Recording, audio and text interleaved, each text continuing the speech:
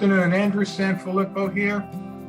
Just speaking about LeafFilter, when they came here, I actually had just moved into the house, looked at my gutters because it's the first season, they were filled with leaves, decided I got an email, I guess it was a survey for looking for the service, got an email, made the phone call, they came out, they gave me an estimate for it, they were very flexible on the time. They actually hooked us up a little better with the price because we were flexible on the install. They came to the house, they actually looked at everything, they cleaned the gutters out, they installed everything within that day. There was one guy by himself, very professional, very work clean, moved the stuff as he was working around the house. I felt bad for him up and down the ladder, which is one of the reasons why we had this service completed, because I wasn't going up and down the ladder anymore. But they came in a few days afterwards to make sure everything was done.